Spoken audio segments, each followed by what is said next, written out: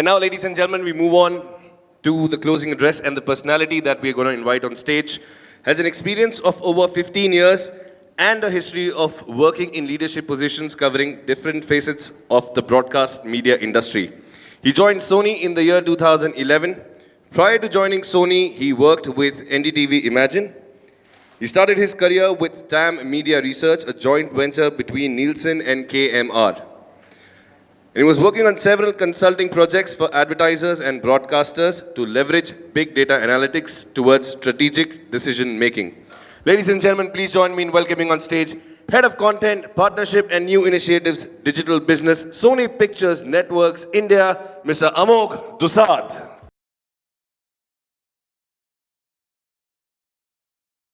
I have timed myself for 10 minutes, so I'll not hold you guys any further.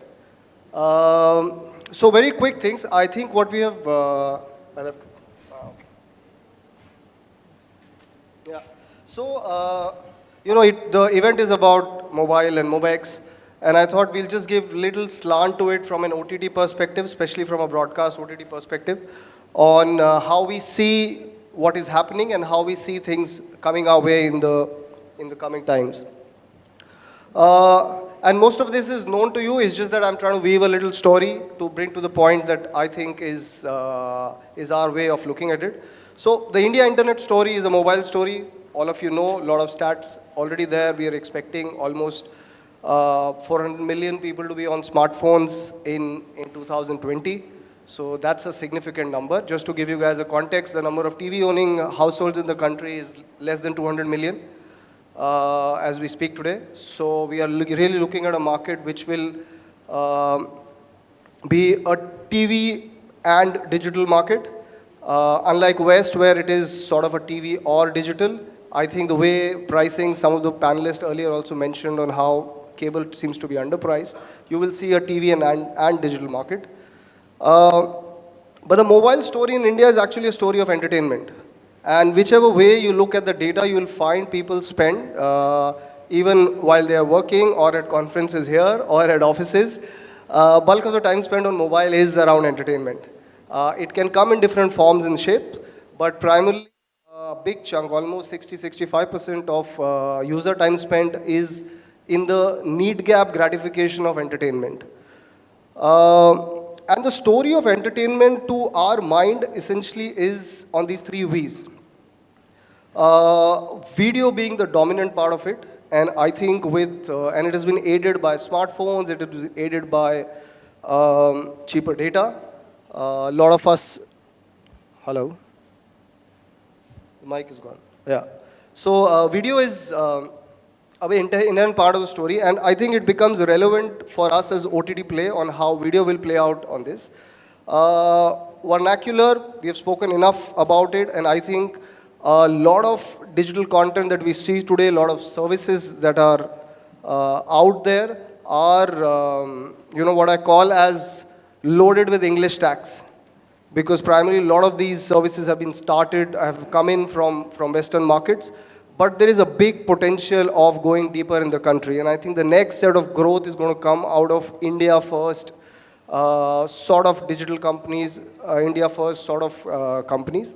The third piece, which underlines the fact that we are looking at TV plus digital as the reality in medium term, is viewer interactivity, which is, are there ways in which you can get both the screens to talk? There is a competitive advantage that sort of works for broadcasters in this space because you also control a lot of television channels. But I think viewer interactivity, getting viewers to interact while they're watching, essentially making TV from a lean back medium to a lean forward medium. There is a lot of innovation potential there, a lot of business solution there, a lot of growth there is how we look at it. So let me quickly talk to you about the video piece. Some staggering statistics, 75% in just 3 years from now, actually 2 years from now, you'll have 75% of internet usage on mobile to be video. Enough and more data has been around it, but I think it just scores. And we've been beneficiary of this growth. So just to share how Sony Live has benefited, in not more than 10 months, the number of advertisers on our platform has gone up 2.5 times. And it is only the sign of things to come that you will have a lot more brands and advertisers having OTTs as part of their, as inherent part of their media plans, and not necessarily just as toppings. So that's a big part, and we obviously play an active role there in form of catch-up content, a lot of original content that we are scaling up this year into. So that remains a big revenue source for the coming times. The other piece is on vernacular, which is what I was mentioning earlier, which is to do with the English tax. I don't think we have even touched the tip of the iceberg on the kind of content that can get created once we go beyond a set of 2-3 language play. I don't know, you guys would have heard of a company called ShareChat. The first thing you log in, there are, I think, 21 dialects that you can use that platform for. It has Bhojpuri, it has Marwadi, it has gone beyond traditional definitions of, Hindi plus 3 more languages. And I think a lot of growth is going to come out of that. Some indicators here on the slide which tend to tell you that this is where the next leg of growth for all digital players is going to come out from. So if you're looking at, for every new user, every urban user and rural user in the coming times, I think the companies will have to be fast to align their content strategy catering to this. Lot of interfaces that we see today, even in Hindi OTT apps, are English. And the level of personalization, I think the first barrier is language, on how do I make that device personal for someone, their experience personal. I think vernacular is the big part on that. The last piece I wanted to talk about is viewer interactivity. This is something unique.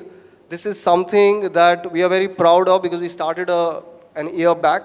But the results that these set of initiatives have done for us in last 8-10 months are phenomenal from multiple dimensions.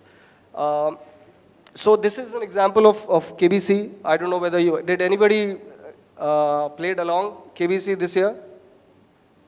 Thank you, Vijaya. So we got staggering numbers on KBC. Some data that is not here, but average session length on KBC play along was 64 minutes.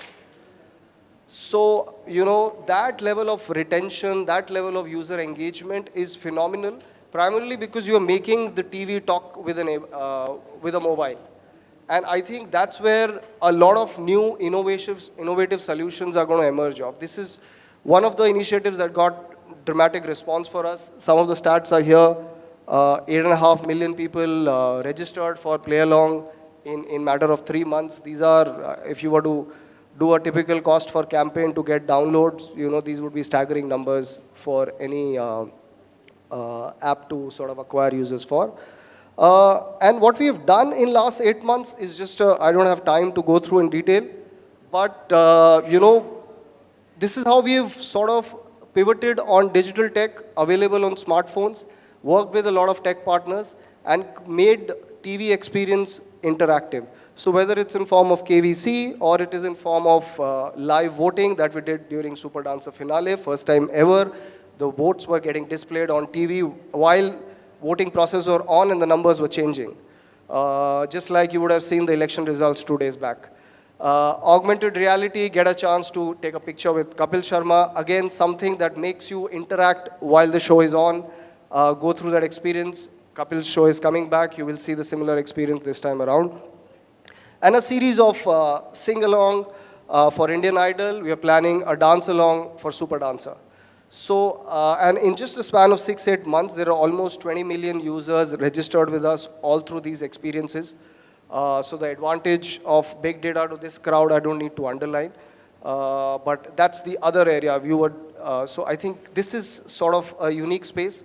A lot of advertisers and brands are sort of piggybacking on this and giving us opportunity to find solutions for their branding messages to go out while still engaging the user.